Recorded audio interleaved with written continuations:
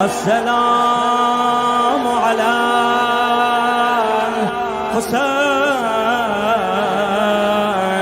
وعلى علي بن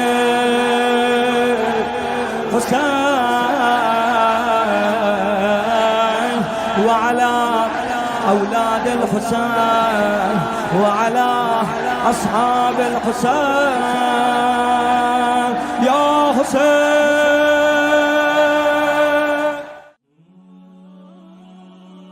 بسم اللہ الرحمن الرحیم. عزاداران سید الشہداء کی خدمت میں عرض سلام و ادب. ایک سوال عموماً شبہے کے طور پر مخالفین اور معاندین کی طرف سے ہوتا ہے، وہ یہ ہے کہ شیعوں نے خود ہی امام حسین کو بلایا اور خود ہی ان کو شہید کر کے ان پر روتے ہیں.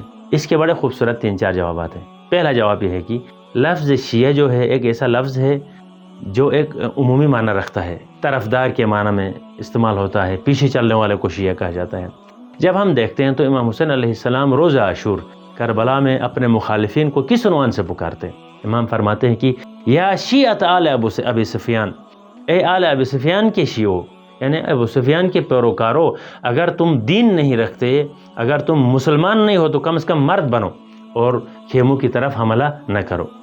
دوسرا یہ ہے کہ شیعوں کا یہ عقیدہ ہے کہ امام جانشین رسول اللہ ہے، اس کی اطاعت واجب ہے اور اس پر جان قربان کرنا بھی واجب ہے.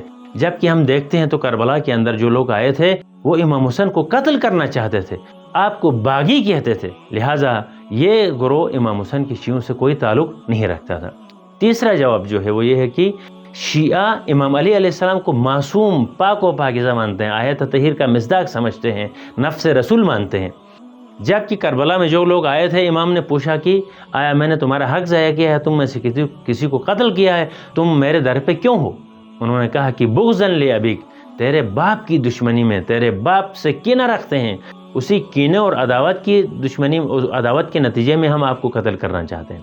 گویا یہ وہ لوگ تھے جن کے آباء و اجداد کو امام علی نے حنین و صفین و بدر و خندق و خیبر میں قتل کیا تھا، انہی کی نسل تھی اور امام سے بغض و کینہ رکھتے تھے. تب اسی انتقام میں آپ کے فرزند کو کربلا میں شہید کیا. چوتھا جواب یہ ہے کہ کوفے کے اندر ایک چہارم آبادی شیعوں کی تھی، ان میں بھی اکثر کو، ان کے بڑے بڑوں کو یا قتل کیا گیا تھا یا ان کو زندان میں ڈالا گیا تھا. جیسے ہم نے پہلے کلپ میں عرض کیا کہ حضرت مختار اور بہت سارے لوگ تھے، ان کو پکڑ کر قبائل کے سربراہوں کو زندان میں، اور ہزاروں لوگ زندانوں میں تھے، اور جن لوگوں کو زبردستی بھیجا گیا وہ بھی کربلا کے نصف راستے سے بھاگ کر واپس چلے گئے تھے. لہٰذا ایک الزام ہے اور غلط الزام ہے اور اس کی کوئی علمی سند اور بنیاد نہیں ہے.